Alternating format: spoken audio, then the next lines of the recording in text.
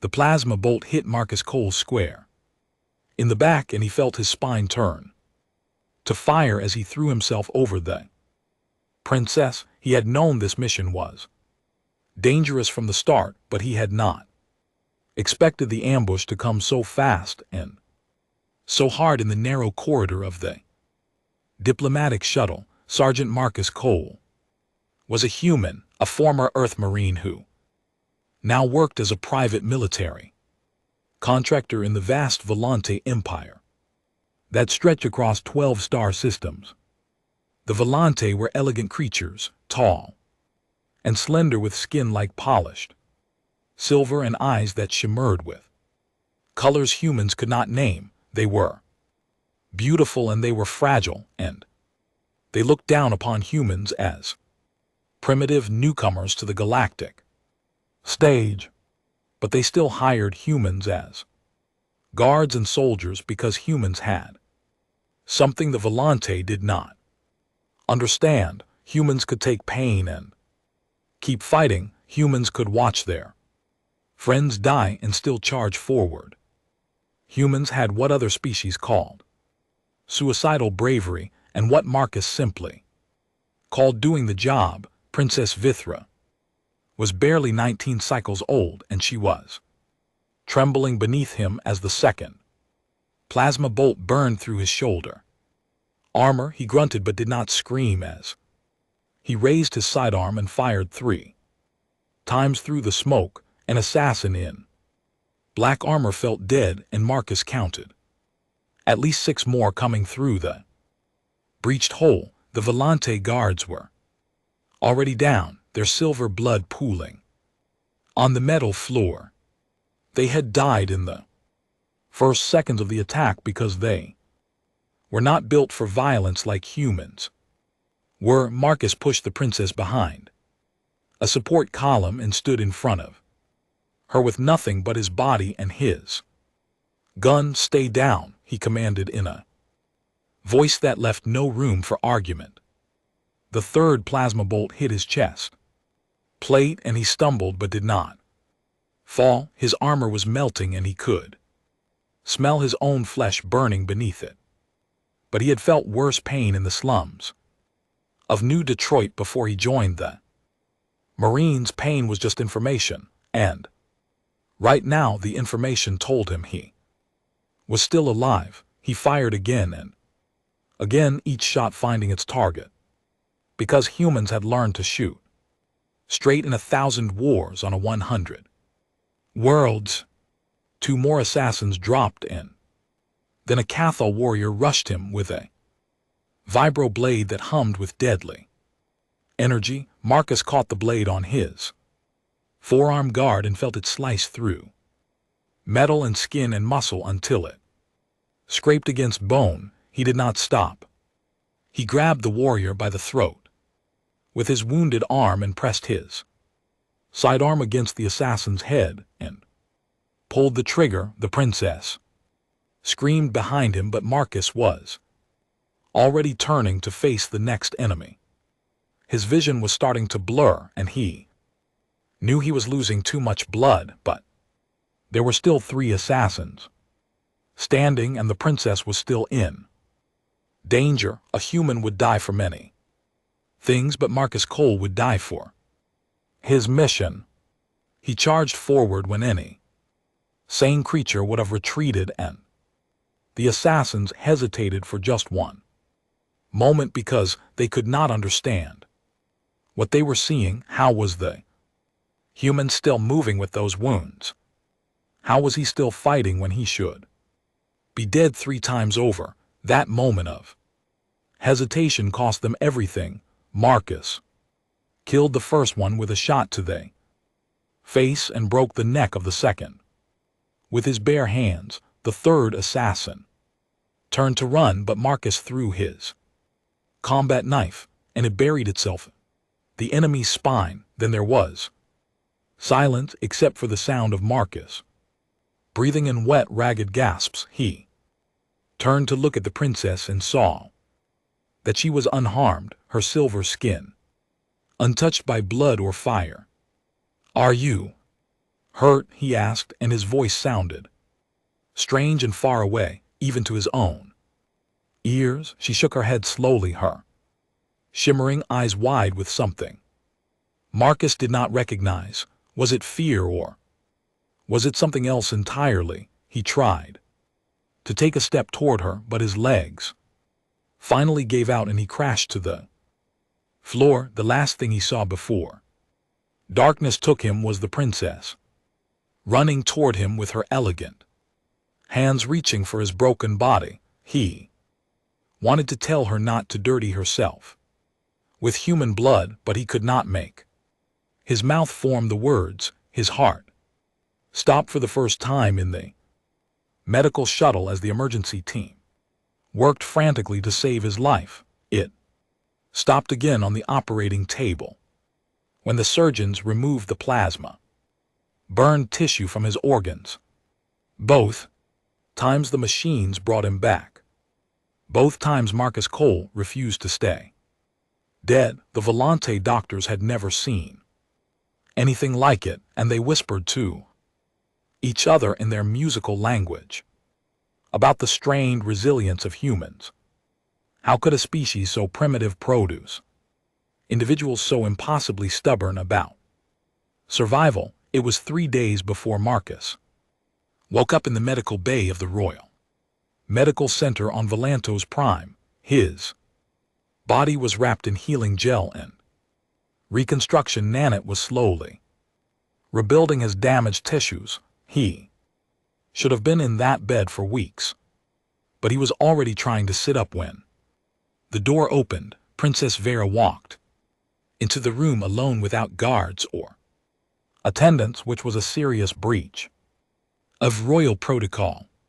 She was wearing simple robes instead of her formal diplomatic attire, and her silver hair fell loose around her shoulders. Marcus tried to stand and bow, but his body betrayed him, and he fell back against the bed. Do not move, the princess commanded, and there was a new strength in her voice that had not been there before the attack. She walked to his bedside and looked down at him with those impossible eyes that held colors beyond human perception. You used your body as a shield, she said quietly. It was my duty, Marcus replied. No, she said, and her voice was firm. Your duty was to protect me, but not like that. Not by letting them shoot you again and again while you refused to fall. Marcus did not know what to say, so he said nothing. The princess reached out and her fingers hovered over the bandages on his chest as if she wanted to touch his wounds but was afraid.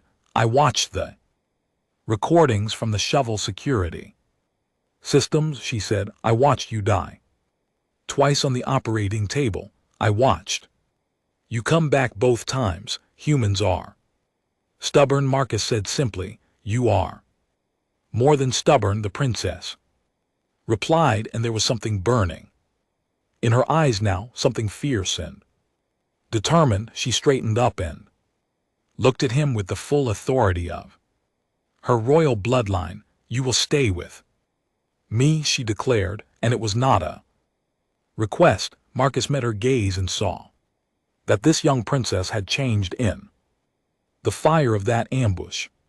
She had seen what a human could do, and she had seen what a human could survive, and she wanted that strength at her side. He should have refused because he was just a contractor and his job was technically done, but something in her eyes spoke to something in his wounded heart. Yes, your highness, he said. And with those words Marcus Cole sealed his fate to the crown of the Volant Empire forever. 3 years had passed since the attack on the diplomatic shuttle, and Marcus Cole had become something the Volante Empire had never seen before. He was a human who walked the halls of the royal palace as the personal protector of Princess Vera herself. The nobles whispered behind their elegant hands whenever he passed and their musical voices dripped with disapproval and curiosity.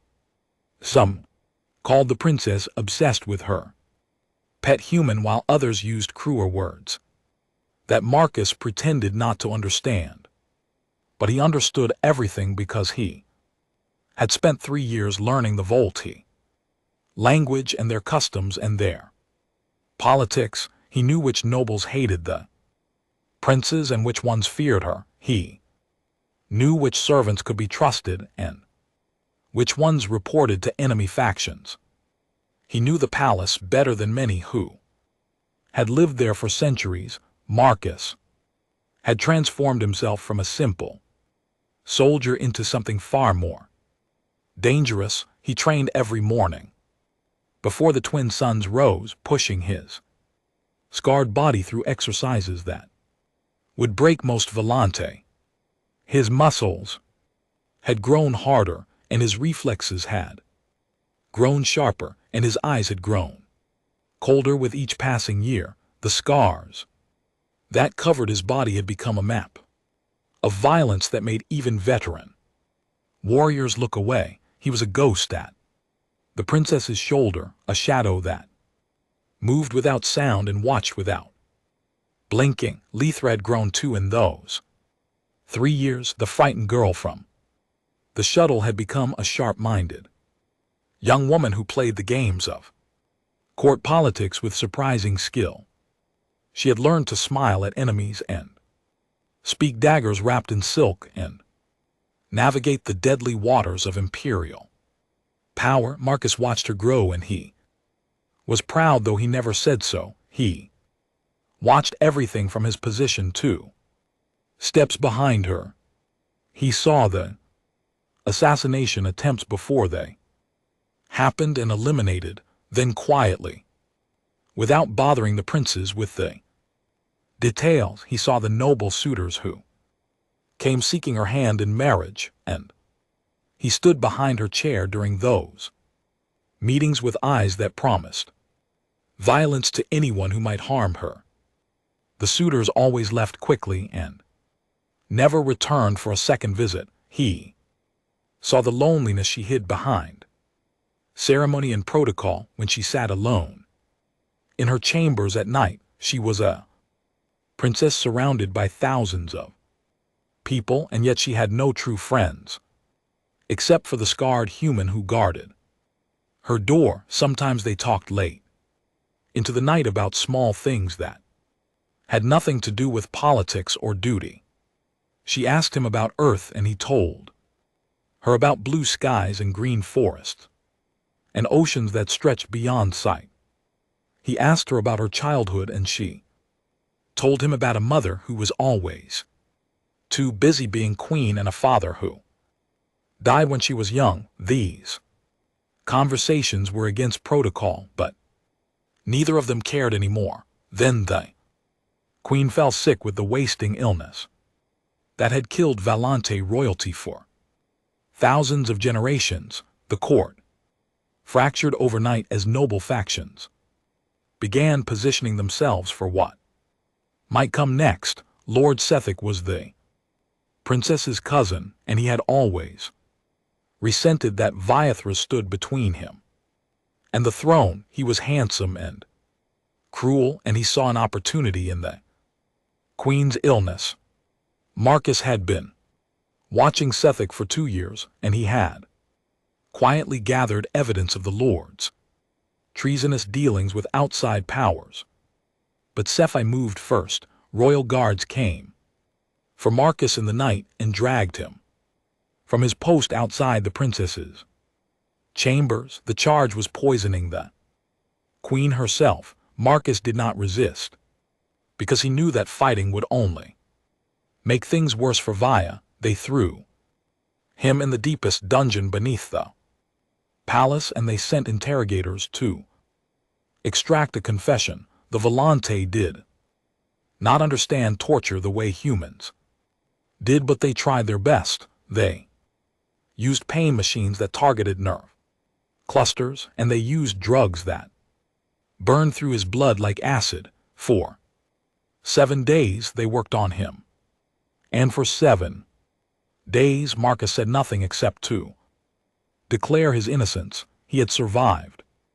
Worse in the jungles of Kepler 7 and in the prison camps of the Outer Rim, pain was just information, and the information told him he was still alive and still loyal. On the 8th day the dungeon doors exploded inward and Princess Vithra strode through the smoke. With fury blazing in her shimmering eyes, she was flanked by royal investigators, and she carried a data tablet that contained everything Marcus had gathered about Lord Suffolk. Release him immediately, she commanded in a voice that rang with authority. The interrogators backed away because they had never seen a Volante princess look so terrifying.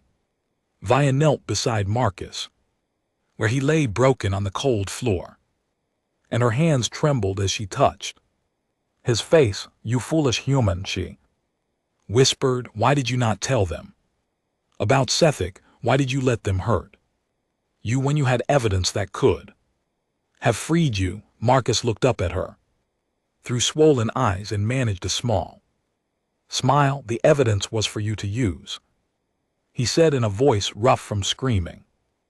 It was your weapon to wield when the time was right, not mine to waste on saving myself. She stared at him for a long moment, and something shifted in her expression that Marcus could not read. Then she stood and faced the gathered nobles who had come to witness the spectacle. Lord Suffolk is the true traitor, she announced, and her voice carried through the dungeon like thunder. She presented the evidence that Marcus had gathered piece by piece over 2 years of patient observation, secret communications with the Cath, volume dominion payments to assassins who had tried to kill her 3 times, poison purchased from off-world sources that matched the substance affecting the Queen. The nobles watched in silence as their schemes unraveled before their eyes. Lord Suffolk tried to flee, but the royal guards caught him before he reached the door. He screamed that it was all lies, that the human had fabricated everything, but the evidence was too strong. The Queen recovered enough from her illness to pass judgment. From her bed, Lord Suffolk was executed. At dawn the next day, Marcus watched from a window high above the courtyard as the traitor's head fell, and he felt nothing except relief that the threat was gone. 3 days later a summons came from the throne room. Marcus walked through the palace corridors with Via at his side, and he wondered if this was finally the end of his service. Perhaps the Queen would dismiss him now that the scandal had passed. Perhaps the nobles had finally convinced her that a human had no place in the royal household. But when they entered the throne room, the ancient Queen looked at Marcus with eyes that held no dismissal. Instead, she looked at him like she was seeing him for the very first time. Kneel, human, Queen Vara commanded. Marcus knelt on the cold stone floor and waited for whatever would come next. He had learned long ago that the universe was full of surprises, and most of them were not pleasant, but the Queen's next words would change everything he thought he knew about his place in the Empire. Marcus Cole of Earth, the Queen said, we have a proposition for you. Marcus knelt on the cold stone floor of the throne room and waited as Queen Vader studied him with ancient eyes. The Queen was dying, and everyone in the Empire knew it. The wasting sickness had taken most of her strength, and she sat upon the throne wrapped in medical support systems that kept her alive, but her mind was still sharp as a blade, and her authority was still absolute. The nobles of the court stood in perfect rows on either side of the throne room, their silver faces showing carefully controlled expressions of interest. Princess Via stood near the throne with her hands clasped tightly together. Marcus could see the tension in her shoulders even from where he knelt. "Rise, human," the queen commanded, and Marcus stood with military precision. Despite the pain that still echoed through his body from the torture, "We have watched you for 3 years," the queen said, her voice thin but steady. "We have seen the recordings of your service. We have read the reports of your injuries." She leaned forward, slightly on her throne, and her eyes never left his face. 17 assassination attempts on our daughter's life in 3 years. She continued. 17 times you stood between her and death. 17 times you bled so she would not, Marcus said. Nothing, because there was nothing to say. He had simply done his duty. The physicians tell us that any Valant would have died from the wounds you have suffered, the queen said. They say your body is more scar tissue than original flesh. They say your heart has stopped 4 times and you have returned each time. A murmur passed through the assembled nobles. "We do not understand humans," the queen admitted. "Your species is young and crude and violent by our standards, but you possess something we Volante have lost over our millennia of civilization." She paused, and the entire throne room held its breath. "You possess the will to endure anything for those you serve." The queen raised one frail hand and made a gesture that sent shock through the court. "Marcus Cole of Earth, we hereby grant you the title of Kethalan." The nobles erupted in protest immediately. Voices that had been musical and controlled became sharp with outrage. Marcus did not know what the title meant, but he could see from their reactions that it was significant. "Silence," the queen commanded, and her voice cut through the chaos like a knife. "The title of Kethel has not been granted in 3,000 years, she explained. "For Marcus' benefit, it means Blade. Eternal, it is a position of absolute loyalty to the crown itself." She looked at her daughter, and something soft passed through her ancient eyes. "When Viathra becomes queen, the Cath Valon will remain bound to her by royal law. He will serve her until death and beyond, if necessary." "This is unprecedented," a noble shouted from the crowd. "A human cannot hold authority over Valant blood." The queen turned her gaze upon the speaker, and he withered under her attention. "Our word is law," she said simply. "Or have you forgotten who rules this empire?" The noble bowed his head and stepped back into the crowd. "Do you accept this burden, Marcus Cole?" the queen asked. "It is not a question asked lightly. The Keith Valorant gives up all claim to personal freedom. You will belong to the crown forever." Marcus looked at Princess Vithra and saw her watching him with those impossible eyes. He saw fear there, fear that he might refuse, fear that he might choose freedom over her. But Marcus had given up freedom the moment he threw himself over her body in that shuttle 3 years ago. "I accept," he said. The queen nodded and gestured to an attendant who brought forward a ceremonial brand that glowed with white heat, the mark of the Cath Valon, the queen explained. "It will be burned into your flesh as a symbol of your eternal bond to the crown." Marcus held out his forearm without hesitation.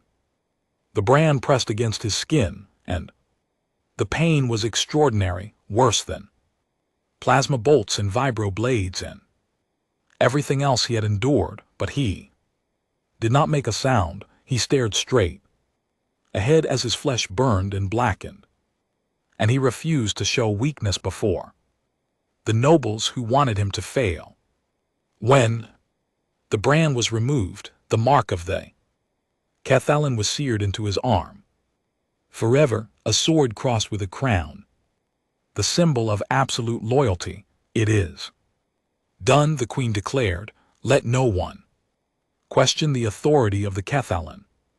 On pain of death, the ceremony ended, and the nobles dispersed with whispers of scandal and outrage trailing behind them, but Marcus remained in the throne room because the queen had gestured for him to stay. Via stayed as well, and the three of them were soon alone except for the silent guards at the doors. Come closer, human, the queen said, and her voice was softer now, tired. Marcus approached the throne and knelt. Again, you wonder why I have done this, the queen said, and it was not a question. Yes, your majesty, because I am dying and I cannot protect my daughter from what is coming, the queen said. The Catholian dominion is rebuilding their strength. Our enemies within the empire are already planning their moves, and the Volante have forgotten how to fight. She reached out with a trembling hand and touched the fresh brand on his arm. But you have not forgotten, she said. You are what our empire needs, even if our empire does not want to admit it. The queen looked at her daughter with love and sorrow mixing in her ancient eyes. My daughter loves you, she said. Quietly, she has loved you since you covered her body with your own and refused to die. Marcus stiffened, and he heard Via make a small sound of protest. That is her weakness, the queen continued. Love makes rulers vulnerable. Love makes them hesitate when they should act. Love can destroy an empire as surely as any enemy fleet. She turned back to Marcus, and her grip on his arm tightened. But your love for her, that is your strength, she said. You will do anything to protect her. You will become anything. You will sacrifice everything. I am sworn to protect her, Marcus said carefully. My personal feelings do not matter. The queen actually laughed, a dry and brittle sound. Do not lie to a dying woman, Cathon, she said. I have watched you watch her for 3 years. I have seen the way your eyes follow her across every room. Marcus did not deny it because the queen was right. He had loved Via since the moment she visited him in the medical bay and demanded that he stay. But he had buried that love deep because duty came before desire. Protect her from everything, the queen commanded, and her voice was fierce. Despite her weakness, protect her from our enemies and protect her from the nobles and protect her from herself if necessary. I will, Marcus promised. I believe you, the queen said, and she released his arm and leaned back against her throne. 3 days later, Queen Vaith Mara died peacefully in her sleep. The empire mourned, and the funeral ceremonies lasted for 7 days according to ancient tradition. Marcus stood guard at every moment, watching for threats, even during the sacred rituals. And then came the coronation. Princess Vapor knelt before the assembled nobles and received the crown of the Volante Empire upon her silver hair. She rose as Queen Va, ruler of 12 star systems and billions of souls. Her first act as queen was to turn and look at Marcus where he stood in the shadows. Come forward, Keth Valoran, she commanded. Marcus walked to her side and knelt before her as he had knelt before her mother. The nobles watched with barely concealed hostility. Queen Via reached down and lifted his chin so that their eyes met. My mother bound you to the crown, she said, but now I am the crown. Her thumb traced the edge of his jaw, and her touch sent electricity through his scarred body. Now you are truly mine, she declared, and there was something in her voice that went beyond royal authority. Marcus looked up at the young queen who had once been a frightened princess. "I've always been yours, your majesty," he said, and for just one moment the new queen smiled. The Catholium Dominion invaded 3 months after Queen Vathra took the throne. Their fleets came screaming out of dark space like wolves sensing wounded prey, and they struck the border systems with brutal efficiency. The Volante had enjoyed peace for so long that they had forgotten what real war looked like. Their admirals were chosen for their noble bloodlines rather than their tactical skill, and their soldiers were trained for ceremony rather than combat. 3 systems fell in the first 2 weeks. Millions of Volante citizens fled from the advancing Dominion forces in the refugee camps on the inner worlds, overflowed with desperate people. Queen Viathar sat in the war room of her palace and watched the holographic map turn red with enemy territory. Her generals argued among themselves about proper retreat strategies and honorable surrender terms. They had already accepted defeat before the real fighting had even begun. Marcus stood behind the queen's chair and listened to their cowardice until he could not stand it anymore. "Enough," he said, and his voice cut through the musical chatter like a blade through silk. The general stared at him with outrage that a human would dare speak in their council. "Dth Valon has the right to speak on matters of the crown security," Queen Viathra said. "Continue, Marcus." He stepped forward and pointed at the holographic map. "You are fighting this war like Volante," he said. "You expect honor and rules and clean battles where the better bloodline wins." He swept his hand across the display and scattered the careful tactical projections. "The Dominion does not care about honor," he continued. "They care about winning, and right now they are winning because you refuse to get your hands dirty." "What would you suggest?" one general asked with contempt dripping from his voice. "That we fight like humans, like animals." "Yes," Marcus said simply, "that is exactly what I suggest." The queen granted Marcus full authority to reorganize the military, and the nobles screamed their protest to empty halls. Marcus worked without sleep for days, reaching out to every human mercenary company he had ever known. They came because Marcus Cole called them.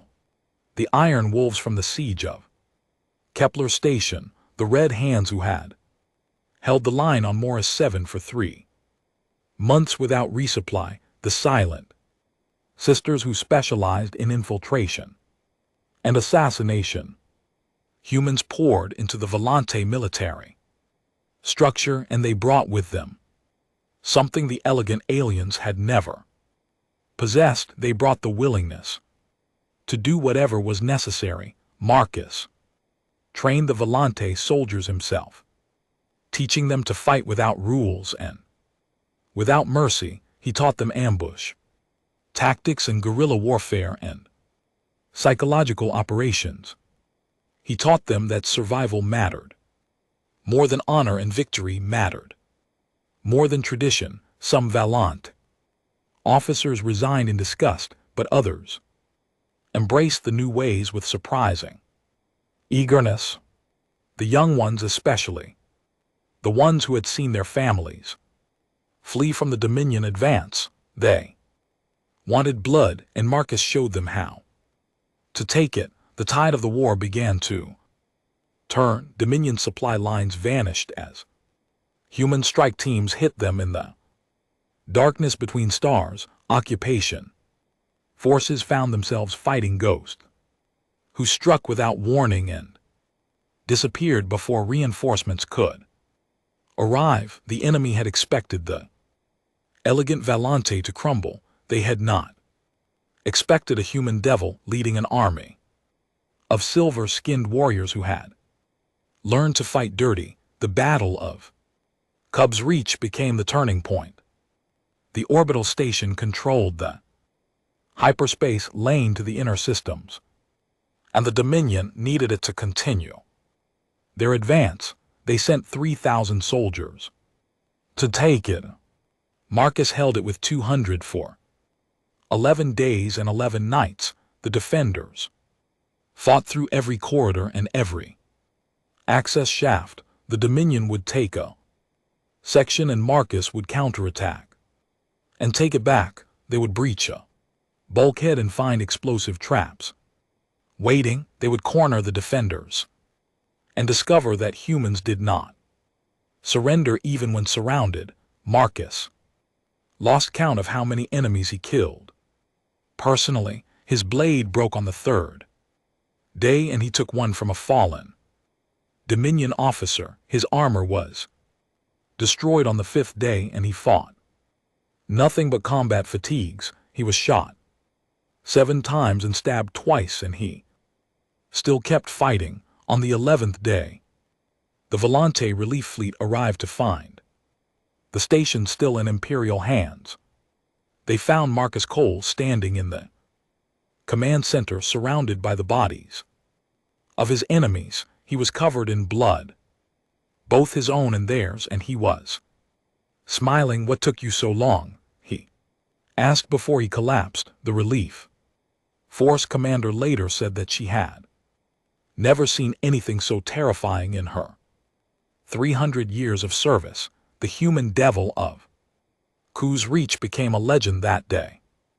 Dominion soldiers began to desert rather than face the units he commanded. Parents on enemy worlds told their children that Marcus Cole would come for them if they misbehaved, but legends have costs. Marcus returned to the capital after the battle, and he was not the same man who had left. His body had healed because human bodies always healed, but something in his eyes had gone cold and dark.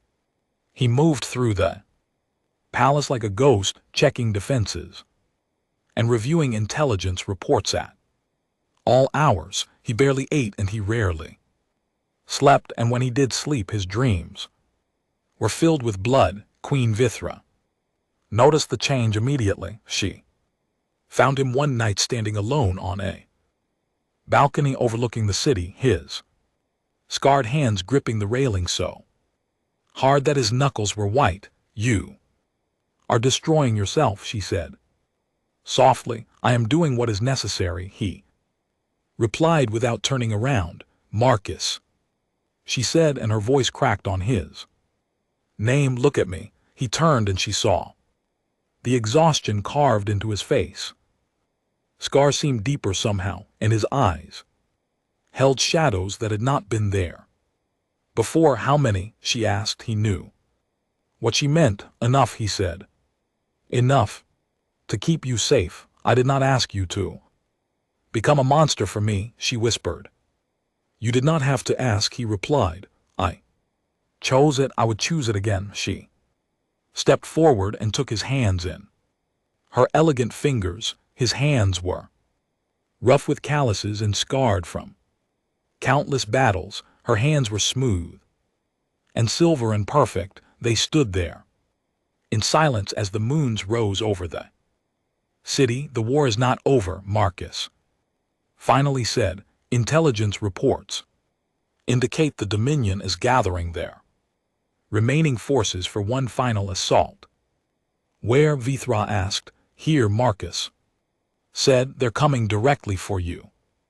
They believe that killing the Queen will break the Empire's will to fight." He released her hands and turned back to look at the city. "I will not let them reach you," he said. "I swear it on my blood and my bones and everything I have left." "And what about what I want?" Vithra asked. Marcus did not answer because he did not know what to say. "I want you to survive this," she said fiercely. "I want You alive and whole when the war ends. I want more than a ghost guarding my door. I will try, Marcus said, and they both knew it was not a promise he could keep. The Dominion fleet appeared on the long-range sensors 3 days later. The final battle for Valantos Prime was about to begin, and Marcus Cole prepared to make his last stand. The Dominion fleet darkened the sky above Valantos Prime like a plague of metal locusts. 300 warships descended through the atmosphere while orbital defenses fired desperately to slow their advance.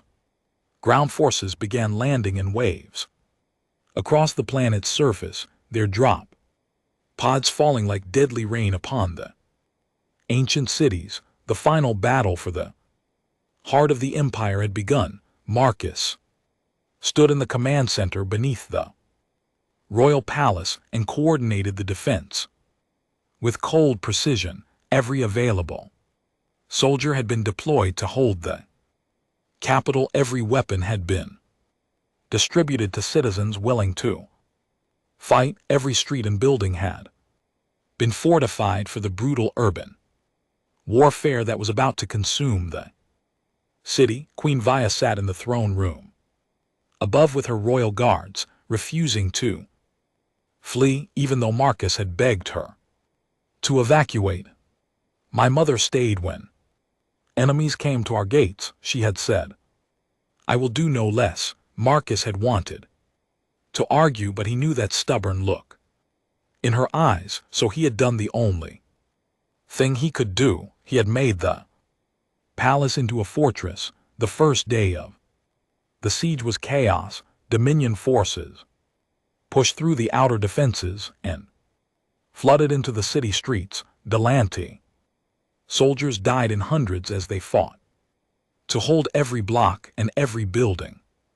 But they did not break. They had learned from their human teachers that retreat was not an option. Marcus moved through the battle like death itself, appearing wherever the fighting was thickest. He rallied wavering defenders with his presence alone, because everyone knew that where Marcus Cole stood, the line would hold. He killed so many enemies that he lost count. His hands ached from the constant grip on his weapons. His body screamed with pain from wounds he did not have time to notice, but he kept fighting because the Queen was depending on him. The second day was worse. Dominion forces breached the inner walls, and fighting spilled into the palace grounds. Marcus pulled his remaining forces back to the palace itself and prepared for the final stand. Seal the doors, he ordered. We hold here until reinforcements arrive, or until we are all dead. His soldiers looked at him with fear and exhaustion, but also with something else: trust. They trusted Marcus Cole to lead them through this nightmare. The palace became a killing ground. Every corridor was trapped. Every doorway was defended. Every room became a battlefield. Marcus fought for hours without rest, moving from position to position to plug gaps in the defense. A plasma bolt took him in the leg, and he kept fighting. A grenade blast threw him against the wall, and he rose again. Vibro blade sliced his side open, and he killed the attacker before binding the wound with strips torn from his own uniform. His body was failing, but his will was iron. On the third day, everything almost fell apart. A Dominion strike team breached the secret tunnels beneath the palace, tunnels that only the royal family was supposed to know. They bypassed the defenses entirely and emerged in the throne room itself. Marcus was 3 levels below when the alarm came. He ran through corridors filled with smoke and bodies. He climbed stairs while his wounded leg screamed. With every step, he burst through the throne room doors to find 8 Dominion assassins standing over the bodies of the royal guards. Queen Vithra was backed against her throne with a ceremonial blade in her hands. She was bleeding from a cut on her arm, but she was still standing, still fighting. Marcus did not hesitate. He crashed into the assassins like a human missile, and the violence he unleashed was beyond anything he had ever done before. He broke the first one's neck before they even realized he was there. He shot the second and third with his sidearm. The fourth came at him with a shocked staff, and Marcus caught it with his bare hand, letting the electricity course through his body while he drove his knife into the assassin's eye. Pain was just information, and the information told him he was still alive. The fifth and sixth died together when Marcus detonated a plasma grenade that he had been carrying since the siege began. The blast threw him across the throne room and burned half his body, but he rose again. Always he rose again. Seventh assassin was faster than the others and better trained. She drove her blade through Marcus' chest before he could block. He felt the metal scrape against his spine, and he felt his lung collapse, and he felt death reaching for him with cold fingers. But Marcus Cole had denied death so many times that he knew its touch well. He grabbed the assassin's wrist and would not let her pull the blade free. He looked into her eyes, and she saw something there that made her scream. She saw a human who simply refused to die. With his free hand, Marcus broke the blade off in his own chest. The jagged edge that remained became his weapon. He drove it into the assassin's throat and watched her fall. The eighth assassin turned and ran. He did not get 3 steps before Marcus threw his knife with perfect accuracy. Then there was silence in the throne room. Marcus stood among the bodies of his enemies with a broken blade in his chest and blood pouring from a dozen wounds. Queen Via stared at him with tears streaming down her silver cheeks. Marcus, she whispered. He tried to smile for her, but his body finally betrayed him. He collapsed to the stone floor, and the world began to fade. Last thing he saw was Via running toward him, screaming his name. The last thing he felt was her hands on his face. Then darkness took him. Marcus Cole died on the throne room floor of the Valenti royal palace. His heart stopped in his breathing ceased, and by all medical definitions he was gone. But the universe was not done with him yet. The medical team arrived, and they shocked his heart back to life. They stabilized his wounds, and they rushed him to the reconstruction chamber. They worked for 16 hours to rebuild his shattered body. The Allied fleet broke through the Dominion blockade while Marcus was in surgery. Fresh troops landed on Valanto's prime and pushed the invaders back. The Dominion commander surrendered 3 days later when it became clear that victory was impossible. The war was over. The Empire had survived. Marcus woke up 2 weeks later in a medical chamber filled with soft golden light. His body felt strange and heavy. When he lifted his arm, he saw that new synthetic skin covered the burns, and new mechanical components replaced the parts that could not be saved. He was more scarred than man now, more machine than flesh, but he was alive. The door opened, and Queen Vira walked in alone. She was not wearing her crown or her royal robes. She was dressed in simple clothes, and her silver hair was loose around her shoulders. She looked like the young princess he had first saved all those years ago. "You came back again," she said softly. "You told me to survive." Marcus replied, and his voice was rough. From weeks of silence, she walked to his bedside and sat down in the chair that he somehow knew she had occupied for many days. "The doctors say you should not be alive," she said. "They say no human could have survived those wounds." "Humans are stubborn," Marcus said. "You are more than stubborn," she replied, echoing words she had spoken years ago. In another medical bay, they looked at each other in silence. So much had happened since that first ambush on the diplomatic shuttle, so much blood and pain and loss, but they were both still here. "You have given me everything," Vera said finally. "Your blood and your years and your humanity. You became something terrible to protect me." She took his hand, the one that was still flesh and not machine. "What do you want, Marcus Cole?" she asked. "Name it, and it is yours, whatever you desire. Ask and I will give it." Marcus looked at the queen who had once been a frightened princess. He looked at the woman he had loved in silence for years. He could ask for wealth or power or a planet of his own. He could ask to be released from his oath and return to Earth as a hero. He could ask for anything in the 12 systems and she would grant it, but Marcus had never wanted wealth or power. He had never wanted anything except to stand beside her. "Another day," he said.